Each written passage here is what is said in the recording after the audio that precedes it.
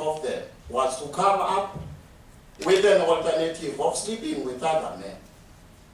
Whether it's moral or not, it's not for me to judge. The other thing, it brought about orphanage. Most of the people do not know their parents. They were buried by their minds.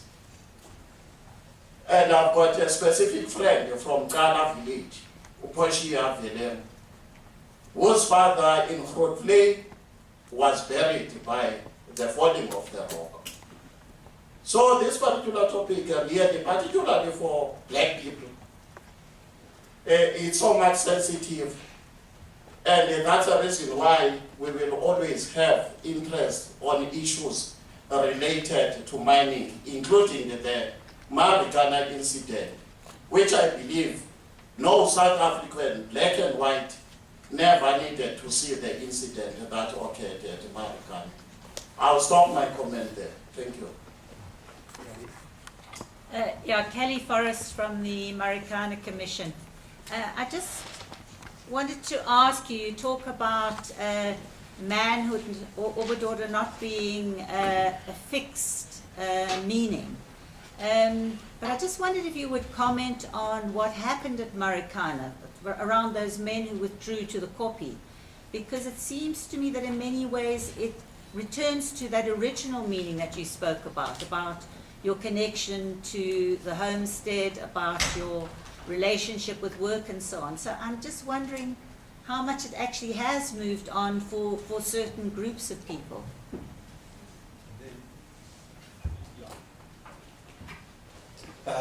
Thanks. Good evening. For me, it seems to be an evening for a burning position. I'm Caesar from Classic Age Media. Can a woman have manhood? My answer is no. And my question is, can manhood be defined out of a functionalistic point of view? By functionalistic, I mean, for e.g., quoting from what you said, that a man is seen as to work to provide. Therefore, I feel manhood is not function, as the cultural conception entails. Because women may perform these functions, and we can't say they're practicing manhood, unless you're promoting the thing like a man act like a lady movie concept.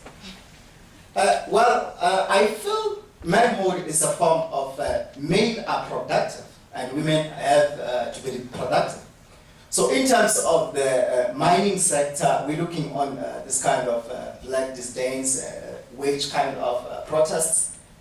It's more like, although they may be productive on the sector, but it doesn't define their manhood as on the edge, on such an edge, because it's more like they're slaves at the other hand, we may say. And no man can feel like a real man or a real provider if he is limited or undermined based on the practices posed upon him, especially from somebody who's above his position. Wait, thanks. Why did you switch off your mic? Thanks. Wow.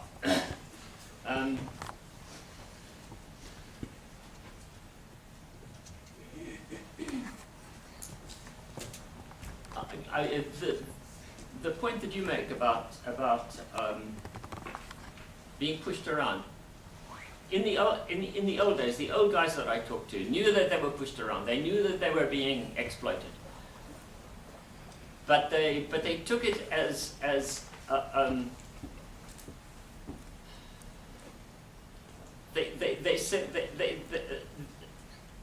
they said we are not bedwetters. We work for the whites. There was this sort of pride about doing extremely hard work in extremely difficult situations. There was a lot of violence underground. Work was punctuated by hitting. But for the older guys that I spoke to, that was part of the experience. One fellow that I interviewed said, I didn't have to go to the mines. My father had many cattle, but I wanted to feel the pain.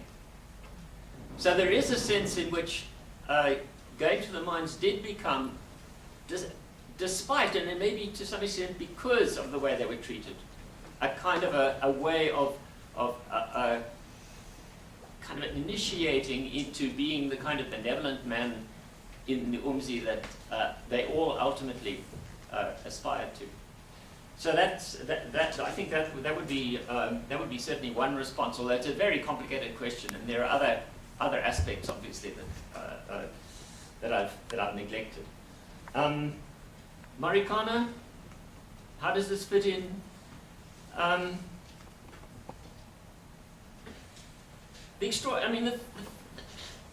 What's extraordinary about Marikana is the police went by it onto the second copy and shot 25 guys.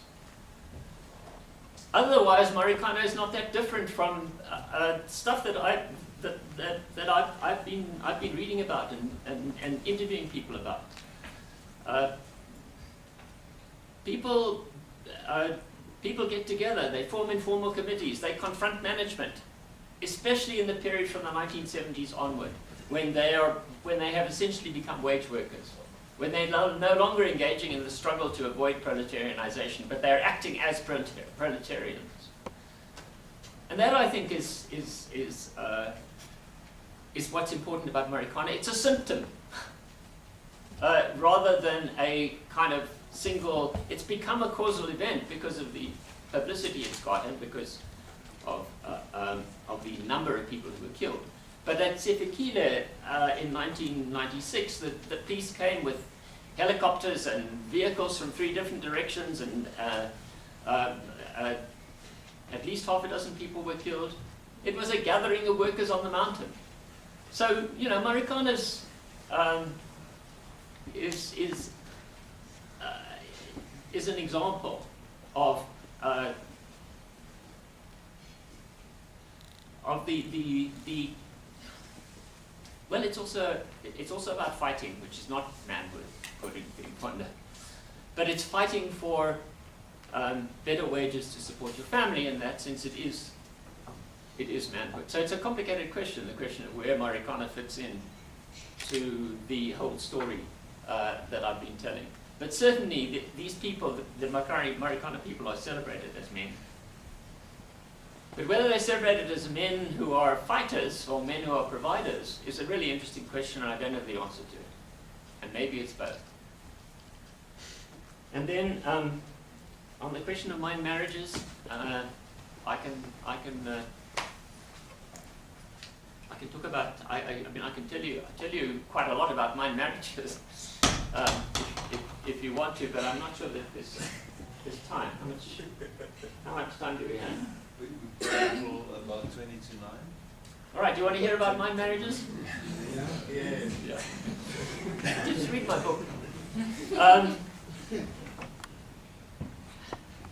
When I first learned about mine marriages, I wrote them down as essentially like drinking. They were ways of coping with the dreadful conditions on the mines. That was before Vivian talked to these old men and picked up their life stories. And since then, I've gone back and talked to old men about this. Vivian says they sit around in the beer drinks, and they talk about this, and they laugh because they know they did it themselves.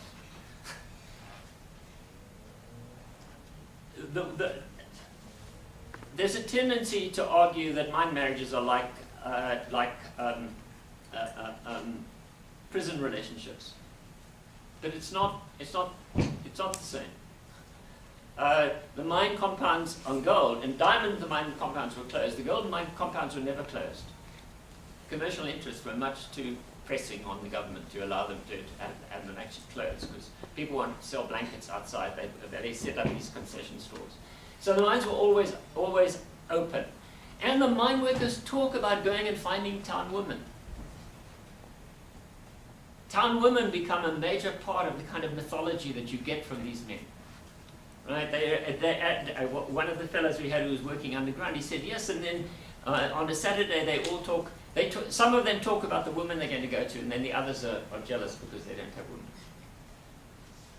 So town women were available, but to people who were who were worrying about becoming ukuchipa, becoming absconding, not coming home, as it were, with your deferred pay. Town women were a threat. Besides, they said you could get venereal disease from them. So that the town marriage arrangement was one where the man, the senior man, paid the so-called boy, the younger man, quite a substantial amount. The young men doubled their salaries out of payment. So there was a sort of Lobolo kind of arrangement that was made, or at least damages. One old man that I talked to, he said, you know, when I came home with my money, my father said to me, "Woo, I know what you've been doing." But it's all right, because now you can pay Lobolo. Now you can get away. The kind of sex that they engaged in, by the way, was not penetrative sex. It was what's in Xhosa called ukunecha. I think in Zulu it's flabongo, sex between the thighs. Which was the typical way of practicing contraception in the countryside. The young people would go out in large groups and have big parties and dance, and then they would go off and they'd mecha in the fields afterwards. And they said, and the woman never got pregnant. But then when the Christians came, they didn't like that mecha, so they drank tea, and the girls got pregnant.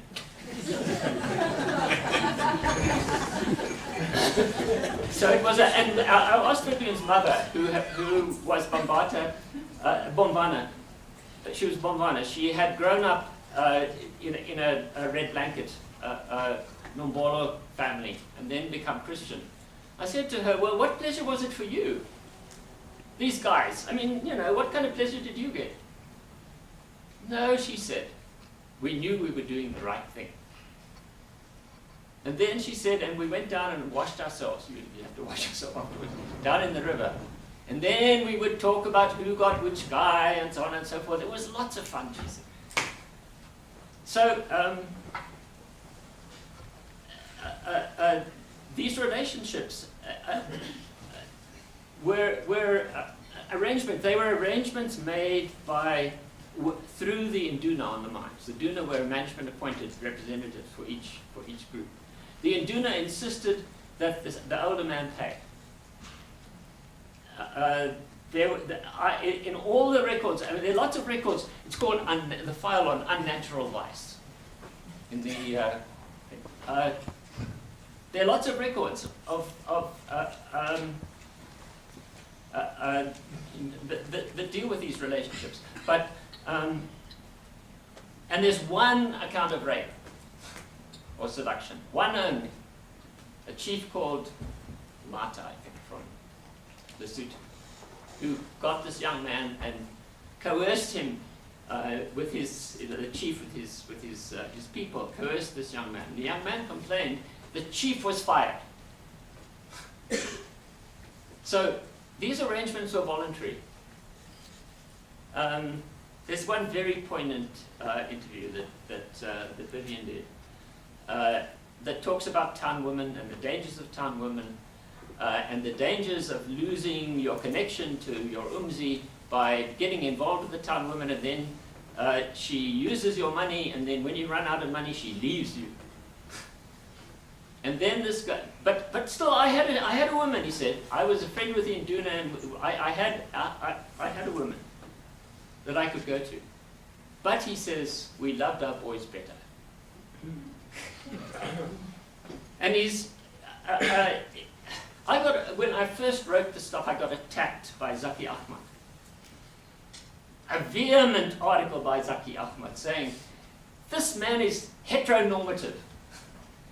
He's essentially talking about these relationships. This is not gay sex. This is guys acting as women. And, you know, my only response to Zaki is, yeah, of course.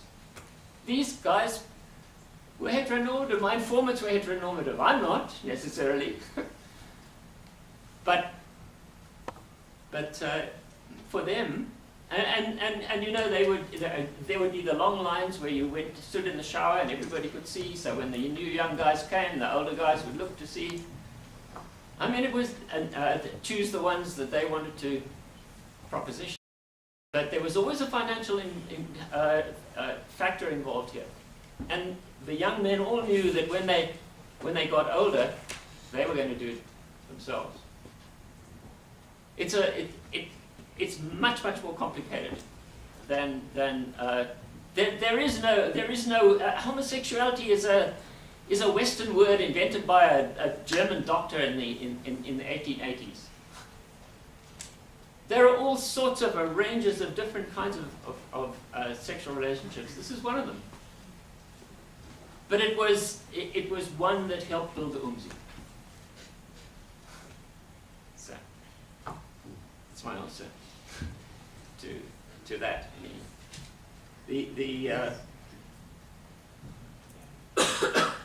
What have I left out?